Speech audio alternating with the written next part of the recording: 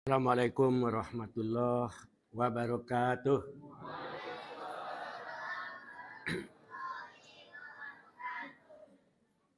Alhamdulillah alladzi nahmaduhu wa nasta'inuhu wa nastaghfiruh wa na'udzu bihi min sururi anfusina wa min sayyiati a'malina. May yahdihillahu fala mudhillalah wa may yudlil fala hadiyalah. Asyhadu an la ilaha illallah wahdahu la syarikalah wa asyhadu anna Muhammadan abduhu wa rasuluh. Khatamul anbiya'i wal mursalin la nabiyya ba'dah amma ba'd. Usikum wa nafsi bitaqwallah ittaqullaha haqqa tuqatih wa la tamutunna illa wa antum muslimun. Yang saya hormati dan sangat saya muliakan imam masjid kita, ketua pengurus dan seluruh seterusnya Bapak dan Ibu sekalian, serta ibu-ibu yang dicintai, dimuliakan juga oleh Allah Subhanahu wa taala. Bapak dan Ibu yang dimuliakan oleh Allah, ada beberapa kata-kata yang sering kita ucapkan, kita dengar, dan malah menjadi pembukaan. Yang pertama ialah ajakan untuk bersyukur. Ini tadi pengurus tentu enggak lupa. Mudah-mudahan kita bersyukur. Alhamdulillah. Pertama yang ingin kita sampaikan, bahwa bersyukur itu hukumnya adalah wajib. Ketika sesuatu tetapan atau perintah dari Allah Subhanahu wa taala dapat dikatakan wajib kalau perintah itu ada sanksi. Sebab perintah itu ada dua, perintah wajib dan perintah sunnah. Ketika ada sanksi, maka itu buktinya perintah itu wajib. Lalu bersyukur itu adalah suatu kewajiban. Dalilnya ialah surat Ibrahim ayat 7. Bismillahirrahmanirrahim. Wa iz ta'azzana rabbukum la in syakartum la azidannakum wa la in kafartum inna azabi lasadid. Ingatlah olehmu ketika Tuhanmu memberikan maklumat. Apa maklumat Allah? La in syakartum la azidannakum. Jika kamu bersyukur atas nikmat yang aku berikan, niscaya akan aku tambah nikmatku itu padamu. Tetapi manakala kalian tidak mau bersyukur, kafir terhadap nikmat-nikmat Allah, inna azabi lasadid. Sesungguhnya azabku, kata Allah, adalah amat keras. Bapak dan Ibu yang dimuliakan oleh Allah, pada suatu kali ada seorang sahabat namanya Abu Musa Al-Ansori. Ketika itu beliau membaca doa. Doanya itu pendek. Allahumma, ya Allah, Allahumma ja'alni min qalil Wahai Allah, jadikanlah saya golongan yang sedikit. Bahasa kitanya minoritas. Karena doa ini berulang-ulang, terdengarlah oleh sahabat Nabi namanya Umar bin Khattab. Dilaporkan oleh Umar bin Khattab kepada Rasulullah, wahai Rasulullah, doa Abu Musa al-Ansari kok aneh. Berdoa kepada Allah supaya dia itu menjadi golongan yang sedikit. Akhirnya dipanggil oleh Rasulullah, kenapa engkau berdoa seperti ini? Karena Al-Quran memang mengatakan seperti itu. Apa kata Allah di dalam Al-Quran? Aksarun nas la yaskurun. Sedikit di antara manusia yang bersyukur kepada Allah. Atau dalam kata lainnya, qalilam ma tashkurun. Sedikit dari golongan manusia yang bersyukur. Jadi manusia lebih banyak yang tidak bersyukur daripada bersyukur. Maka tidak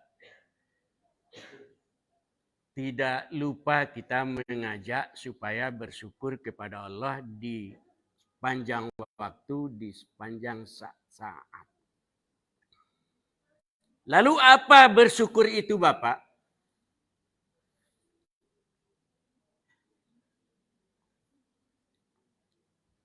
Imam Al-Ghazali dalam bukunya Ihya Ulumuddin pernah ditanya oleh muridnya, wahai guru, ma huwa syukr? Syukur itu apa? Dijawab oleh Imam Al-Ghazali, unzur ilal mun'im wala tanzur ilan ni'mah. Bersyukur, kata Imam Al-Ghazali, adalah melihat, ingat, memperhatikan Allah yang memberi nikmat. Bukan materi nikmat itu sendiri. Ini seperti halnya Bapak-Bapak sekalian, sudah banyak yang tua ini Pak ya. Tapi banyak juga yang muda. Ya Bu, lah banyak nan tua. Ketika anak kita merantau jauh, apakah di Palembang, di Jambi, atau di Malaysia, dikirimkan sesuatu.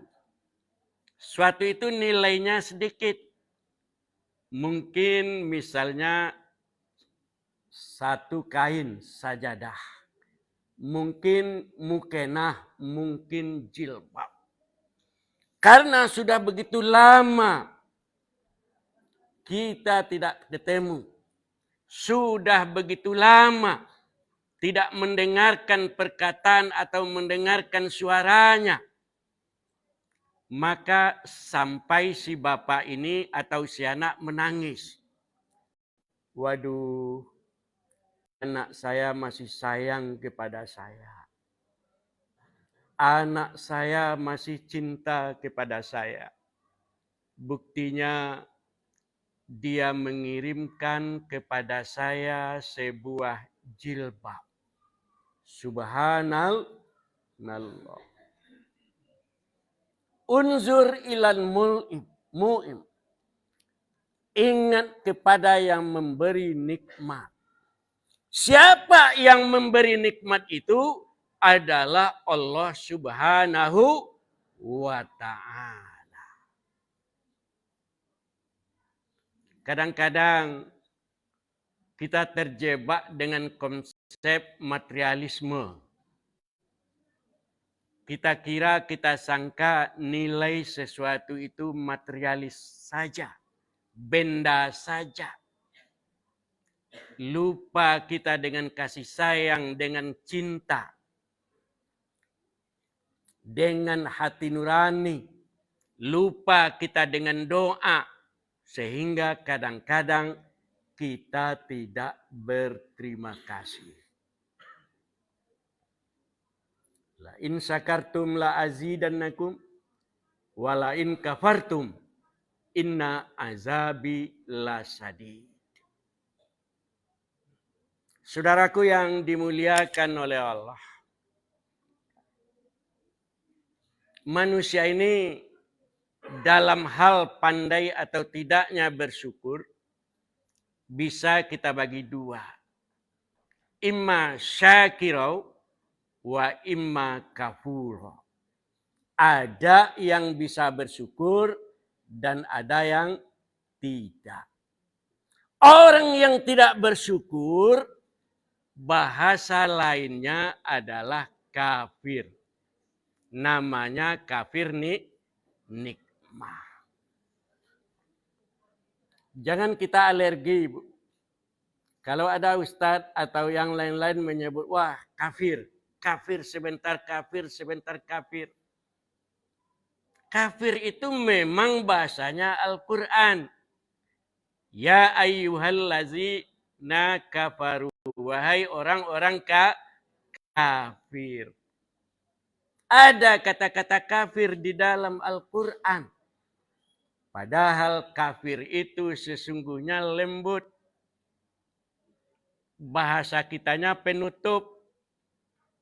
Bahasa kerennya penutup itu kofer. Atau bahasa kitanya kafir, penutup. Apa yang tertutup di sana? Tertutup ialah hati kita. Tidak lagi memberikan rasa cinta kepada Allah, melahirkan nikmat dan kasih sayang kepada manusia, sehingga kita jauh dari kasih sayang Allah. Oleh karena itu kaum muslimin yang dimuliakan oleh Allah, imma syakuran wa imma kafur. Ada manusia yang bersyukur dan ada yang kafir. Kalau kita orang bersyukur kok atau orang kafir, Bu? Orang bersyukur supaya kita masuk ke dalam surga Allah. Itu satu. Yang kedua, nikmat Allah yang paling besar itu kira-kira apa, Bu? Nikmat Allah itu rasanya. De Ibu apa? Sehat. Nan lain sehat kok ya hebat. Kalau tidak sehat tidak bisa yang lain. Gak enak rasanya makan, gak enak minum, gak enak. Tetapi kata Allah Subhanahu wa taala bahwa nikmat yang paling besar yang menyebabkan penyesalan kita di akhirat nanti kalau tidak dapat nikmat itu adalah nikmat iman dan amal soleh. Maka iman itu kita jaga, kita pelihara. Sampai kapan kita harus menjaga iman kita itu? Sampai titik darah penghabisan. Ya ayyuhallazina amanu, wahai orang-orang yang beriman, ittaqullaha haqqa tuqatih, bertakwalah kamu kepada Allah, wala tamutunna illa wa antum muslimun. Janganlah kamu mati kecuali dalam keadaan muslim. Takut ibu mati, Bu? Takui. Yo lain dak. Di dalam kehidupan kita barangkali termasuk ketika mendengar ceramah. Mungkin banyak malaikat hadir di hadapan kita, Pak. Bisa jadi yang hadir itu malaikat Israel, malaikat maut. Kok ada nan lahnya caliak-caliak kita ba'a ke kira? Ah? Kok malaikat Israel ketiba? Takut kita enggak? Kita secara naluri memang takut, tetapi takut kita hanya kepada Allah. Walam yakhsha illallah. Tidak ada yang ditakuti kecuali kepada Allah. Maut itu pasti akan datang. Tidak mungkin kita tolak walau satu detik pun. Jangan kita sombong. Kita kuat. Kita gagah. Kita berpangkat tinggi. Jangan. Mana tahu malaikat Israel sudah mengintai. Ketika malaikat Israel sudah mulai mengintai, maka tidak bisa menolak walau hanya sesaat. Karena itu Bapak dan Ibu yang dimuliakan oleh Allah, yang kita harus jaga, yang kita pelihara, nikmat yang pertama itu adalah nikmat iman. Kalau nikmat yang lain, tidak akan jadi penyesalan. Kita enggak punya mobil baru, enggak apa-apa. Enggak mempunyai istri, malah enggak apa-apa, enggak punya istri. Ada imam-imam itu, ulama-ulama dulu itu yang enggak punya istri. Ya kan? Banyak itu ulama-ulama besar, ahli-ahli hadis dan ahli tafsir, karena asyiknya memperdalam ilmu, enggak sempat menikah. Apakah dia menyesal? Tidak. Yang enggak punya anak yang banyak, apakah menyesal nanti? Tidak. Baru manusia akan menyesal kalau tidak mempunyai iman dan kecintaan kepada Allah Subhanahu wa Ta'ala.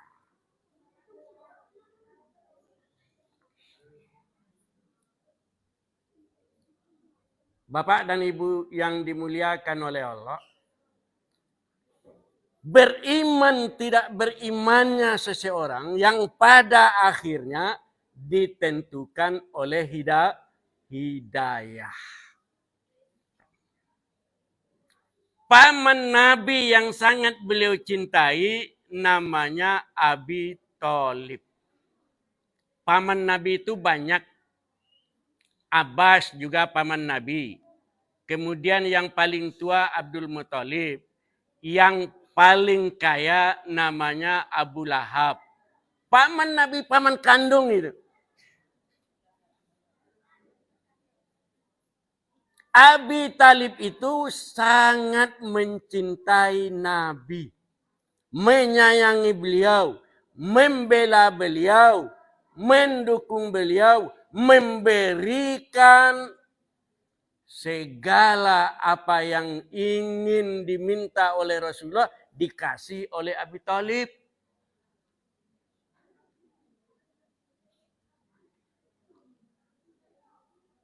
Ubaidillah kan pernah datang kepada Rasulullah dan rombongannya. Wahai Abu Thalib, anak atau keponakanmu sudah sangat luar biasa. Tukarlah dia dengan bangsawan yang lebih hebat, yang lebih apa. Dan apa saja kehendakmu, Kalau engkau ingin kedudukan, ingin harta dan seterusnya akan saya berikan. Kata Abi Thalib, tidak mungkin. Bagi saya keponakan saya ini adalah satu-satunya. Dan dia sangat saya sayangi dan sangat saya cintai. Tapi pada akhirnya, pria yang sangat disayang oleh Rasulullah, paman beliau Abi Thalib, meninggal dalam keadaan kafir. Mati beliau dalam keadaan tidak memeluk agama Islam. Sedih beliau, sedih. Tapi nasi sudah menjadi bubur.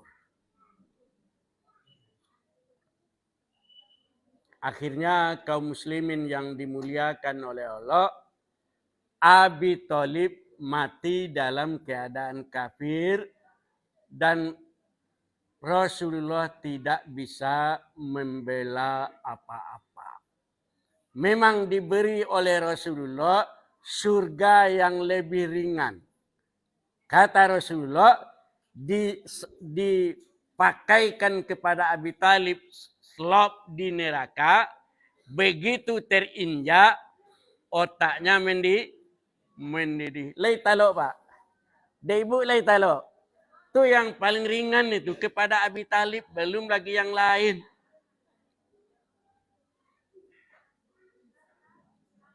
Bapak dan Ibu yang dimuliakan oleh Allah, makanya iman itu harus kita jaga. Hidayah harus kita jemput. Sampai jam berapa, Pak?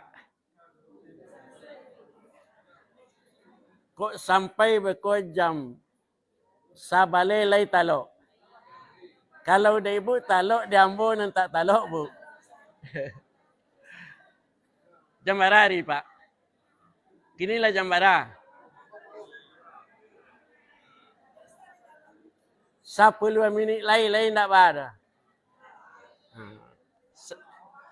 10 minit lain. Bapak dan Ibu yang dimuliakan oleh Allah Subhanahu wa taala, hidayah itu adalah hak prerogatif Allah.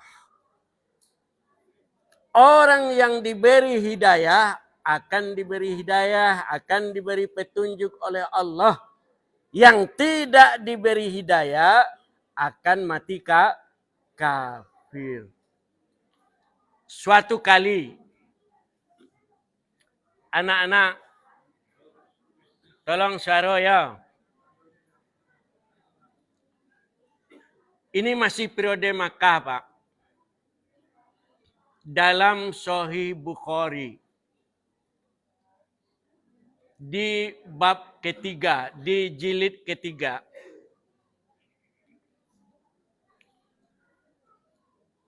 diceritakan dalam hadis itu, Rasulullah bangun kepagian.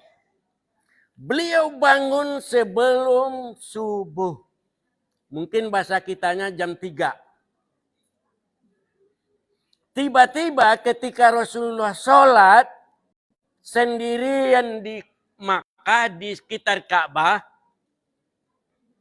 datang seorang laki-laki menunggang kuda.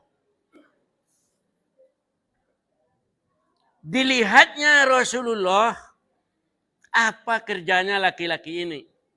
Rupanya dia bersujud, dia berdoa, luar biasa. Setelah itu, laki-laki ini memperkenalkan diri. Saya adalah laki-laki dari Gurun, Arab Gurun, mungkin dari Najd. Engkau siapa? Dijawab oleh Rasulullah, ana Muhammad bin Abdullah wa ana Rasulullah. Saya adalah Muhammad anaknya Abdullah, dan saya adalah Rasulullah. Hei, Anda yang saya cari. Anda yang saya cari. Bukan, Bu, bukan. Ini belum dicari oleh malaikat Israel ini. Mudah-mudahan panjang, Anda yang saya cari. Saya ini seorang ahli mengobat orang sakit jiwa. Bahasa kitanya apa, Pak? Majnun. Saya adalah orang yang pandai mengobat orang sakit jiwa. Dan saya dengar kabar Anda adalah salah satu orang yang sudah dapat penyakit gila. Dalam Al-Quran ada itu bahwa orang kafir mengatakan anta majnun. Engkau gila. Marah Nabi Muhammad. Marah enggak? Ternyata pada waktu itu tidak. Apa jawaban Rasulullah? Nahmaduhu wa nasta'inuhu wa nastaghfiruh. Wa na'udzu bihi min sururi anfusina wa min sayyiati a'malina. Man yahdihillah fala mudhillalah wa may yudlil fala hadiyalah. Ini dalam Sahih Bukhari, Pak. Apa artinya? Alhamdulillah. Alhamdulillah. Kami puji Engkau ya Allah. Nasta'inu, kepadanya kami minta ampun. Wa nastaghfiruh. Wa na'udzubika min suri anfusina wa min sayyiati a'malina. Dan kami meminta ampun kepadamu ya Allah. Siapa yang diberi hidayah akan diberi hidayah oleh Allah. Tidak seorang pun yang dapat menyesatkan. Siapa yang disesatkan oleh Allah, seorang pun tidak bisa memberi hidayah. Tabib tadi termenung, Pak. Waduh. Keluar air matanya. Nangis dia. Kenapa dia menangis? Baru kali ini saya mendengarkan ucapan yang sangat indah seperti ini. Enggak ada di atas dunia satupun orang yang pernah mengucapkan kata-kata seperti itu.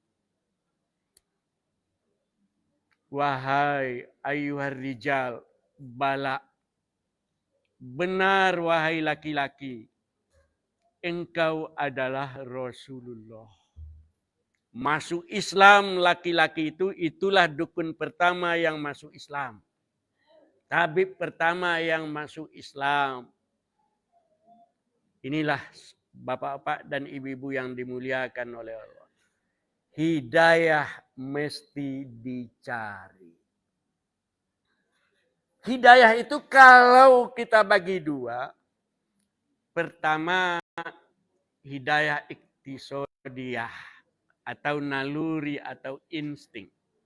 Alastu birabbikum. Apakah engkau menyaksikan bahwa Allah itu Tuhan saya, kata Allah? Bala syahidna. Makanya semua manusia pada hakikatnya beriman kepada Allah. Ada seorang profesor. Saya baca buku itu ketika saya masih muda, masih kuliah dulu ya.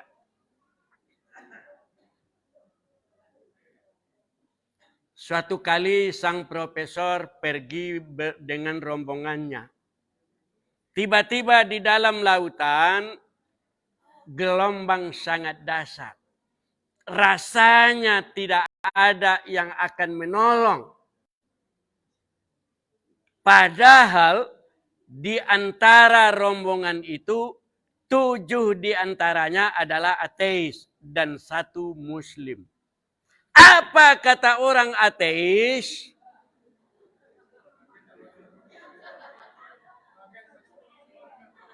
Bu, tak kaji suara dari semangat bu. Ambo camek ibu ko lalu di belakang kan.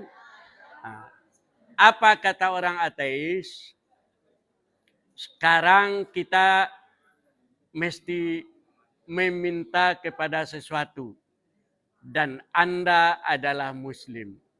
Maka dimintalah doa oleh orang muslim. Semuanya mengaminkan. Jadi ateis pun sebetulnya kalau fitrahnya itu tidak dinodai, dia tetap yakin kepada Allah. Itu namanya fitrah insaniyah. Hidayah insaniyah. Tetapi ada hidayah lain, hidayah taufik. Taufik wal hidayah. Taufik wal inayah. Yaitu hidayah yang diberikan oleh Allah kepada orang-orang beriman. Oleh karena itu Bapak dan Ibu sekalian, datangnya kita ke masjid, ikutnya kita sholat tarawih, ikutnya berzikir, ikutnya berpuasa Ramadan karena menggapai hidayah. Fa'tabiru ya ulil absar la'allakum turhamun. Wassalamualaikum warahmatullahi wabarakatuh.